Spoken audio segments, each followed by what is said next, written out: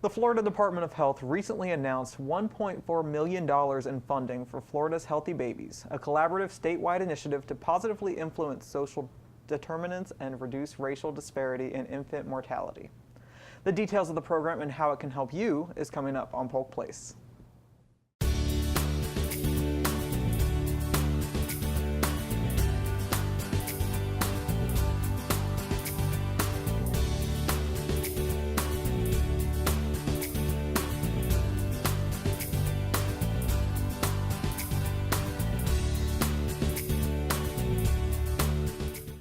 Hello and welcome to Polk Place. I'm your host today, Dion Spires. I am delighted to have with me today in the studio Taylor Freeman. She is the Community Health Improvement Planner for the Florida Department of Health in Polk County. Hi. How are you doing, Taylor? Good, how are you? I'm doing great. That was a mouthful, that title. Yeah, try having a business card with that on it. It's longer than my name. Takes up the whole width of the card. Exactly. So I know you've been on once or twice on Polk Place before.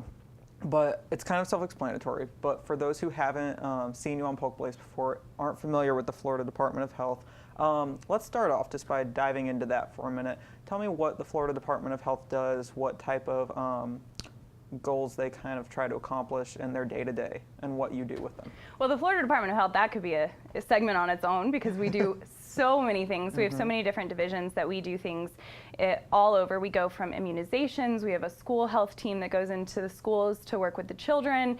We have an infant mortality group that I'm going to probably talk to you about today. We have injury prevention people. We have people working on healthy weight and getting the county to reduce their obesity rates. So we kind of touch on a lot of things, but one of the main things that we have is our County Health Improvement Plan.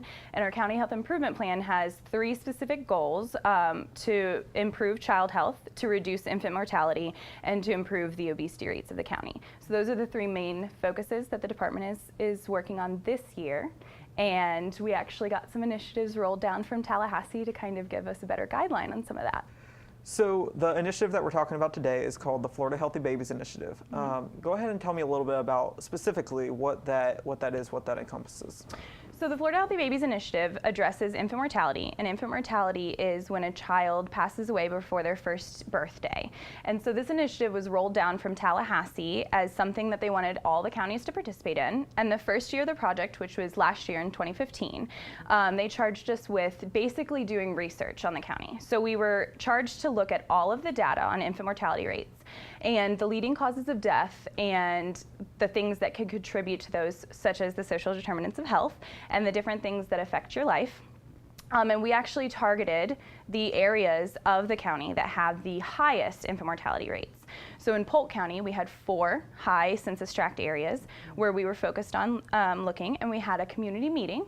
And that community meeting brought in different community partners from different agencies that are concerned with infant mortality or just child health in general.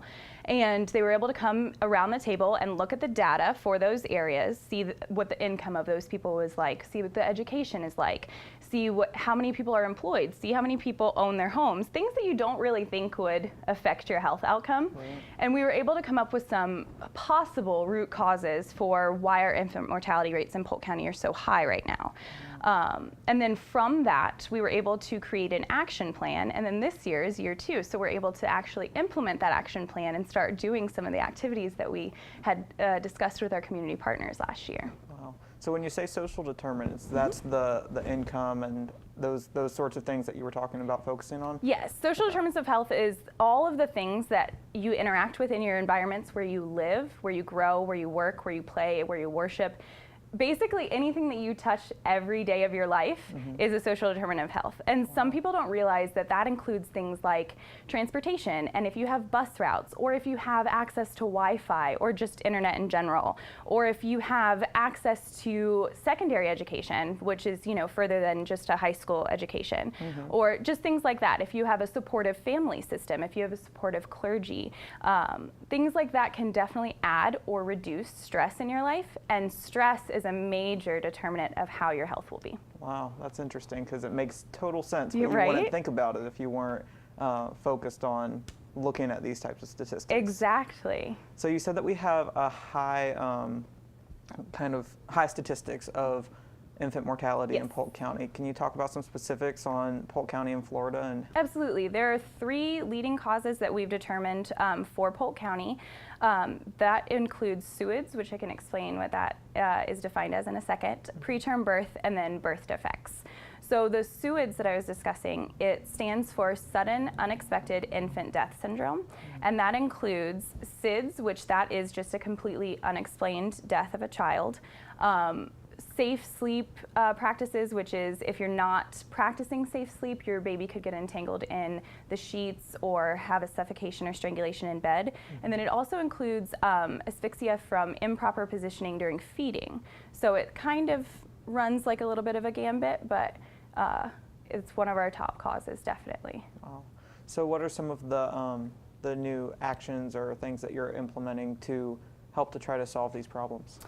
So what we're doing for Florida Healthy Babies, what Polk specifically has chosen to do, because all the counties have something different depending on what their population looks like, but what Polk has decided to do is to focus on prenatal care by promoting entrance into our Healthy Start programs and our WIC programs, which in Polk are very strong programs. They have lots of great educational information, and they have lots of great resources, and they can plug you into other resources. If they don't have something, those girls know where to plug you in at.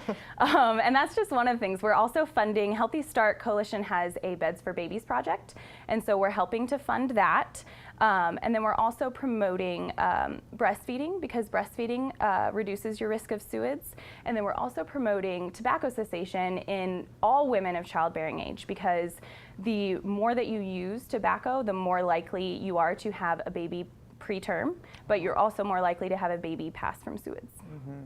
So are you guys having, are you reaching out to the communities? Are you going out to certain areas that are, have a higher statistic for these mortalities, or how are you reaching these communities? Well, part of how we're reaching that is through the Healthy Start and the WIC coordinators. They have care coordinators that are actually, Healthy Start specifically has care coordinators that go into the home, but they both programs have care coordinators that will counsel clients as soon as they come into the office. However, with the Beds for Babies project that I mentioned earlier, it's a really cool project that we're funding because of the fact that the care coordinators do come into the home and spend so much time with the moms educating. So for that project, what we're actually doing, and that one is specifically aimed to reduce those sleep-related deaths that I was discussing with you, they fund a crib set to give to women that are referred into the program that qualify, because half of the reason why a lot of women practice improper sleep practices is because they can't afford a crib. Cribs are expensive. Yeah. I mean, I know you're a man, but cribs are very expensive. So with those families that can't afford to provide a safe sleeping environment for their child, we have gotten together with Healthy Start Coalition, and they have gotten pack and plays along with a set of crib sheets and a Halo Safe Sleep Sack for the baby. And they're giving those to the mothers, but the care coordinators aren't just giving those to the moms. They're actually going into the house, they're setting up and installing the crib for them, they're putting the sheets on, they're explaining to the parents the safety of cribs, they're explaining to the parents the dangers of co-sleeping, they're explaining safe sleep practices, they're explaining how to properly feed your child, and they're also taking that time to talk about interconception care and baby spacing and the amount of time that you should have in between pregnancies and all of that. So they're using that as a major touch point to get to these moms, which I think is phenomenal. Yeah, it's huge, because education is the first step to all things. Exactly, yeah. If you don't know, how can you practice it if you don't actually know? Mm-hmm. So you talked about the Healthy Start Coalition, you talked about the WIC partnership. Mm-hmm. Are there any other partners that are working with you guys on this project? Because if there's anything I've learned from talking to nonprofits, you can't do it on your own. You need lots of partners, lots of volunteers, so partnerships with other companies? Yeah, exactly. Well, I couldn't have said that better myself, because we can't do anything without our community partners. You can't reach the community without other people being bought in. So our main community partners right now, as you said, the Healthy Start Coalition and the WIC program, but we're also partnering with the Polk County Breastfeeding Network to work on creating a resource guide to hand to providers so that moms that are interested in breastfeeding can have just a one-stop toolkit of where you can go for resources, where you can go for support groups, where you can go for advice. In addition to that, we're partnering with the Tobacco Free Polk to reduce the smoking rates in women of childbearing age, and they provide counseling, they provide the quit line, the Florida quit line. They also promote the AHEC classes, which are tobacco cessation classes that are still offered in the county. And then in addition to that, we're also going to be partnering with Safe Kids Suncoast, which is a regional coalition that covers Manatee, Sarasota, Pinellas, Pasco, and Polk counties. And they have just decided that they're going to make safe sleep specifically one of their injury prevention initiatives. So we will be partnering with them to get some of the education on safe sleep practices out. Wow, that's great, because what I'm hearing from that is that you're not only providing the education and you're not only providing the facts, you're also providing support. Yes. You're offering counseling, support groups, and all of those things through these organizations, and I think that's huge. That's going to help your cause a lot. Thank you. Yeah, sure. we wanted to make sure that it was sustainable, because if we have these women coming in and receiving the education, they might be able to go home and say, hey, I learned all of this cool stuff, but I can't do any of it, and how am I going to remember these things, and how am I going to get through the challenges, and how am I going to get through any of the things that come with that? So I think that the support aspect, it was something that we were very passionate about making sure that we had in there so that the initiative is sustainable in the future years. Absolutely. Now, as I said before, can't do it on your own. Is there any opportunity for people to volunteer to help you guys out in any way? Absolutely. We're considering doing some kind of community events at least once a quarter, possibly trying to put together a community baby shower. Nice. So if the community would like to volunteer, they can obviously contact me at any time. I can either plug them into one of the groups that I mentioned, depending on what they're interested in, or I can just have them come in and help our team focus on what our efforts should be, or if we actually are able to go through and with finding partners for some of those community events, they could help organize that or volunteer to actually be at those events. That would be amazing. And if somebody is interested in finding out more about your cause, maybe it'll be beneficial to them, how do they get in touch with you guys or find more information on that? So you could actually just contact me, is probably the easiest way. You can email me, or you can call my work cell phone number, which is 863-207-2677. And I pretty much answer all the time. And as you can tell, I'm a talker. So if you have any questions, I can find the answer or answer them immediately. And that's great.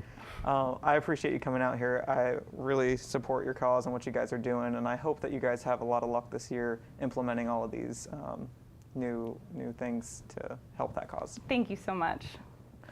The Florida's Healthy Babies Initiative is a project that engages the department's 67 local health offices and numerous partners within each county to address disparities in evidence-based interventions. The initiative provides all 67 counties with $10,000 to conduct an enhanced data analysis on infant mortality, including an environmental scan of existing pertinent programs, and to host a community action planning meeting to examine disparities in infant deaths, the role of social determinants of health, and propose local action. For more information, you can give the Florida Department of Health in Polk County a call at 863-578-2141 or look them up on the web at mypolkhealth.org.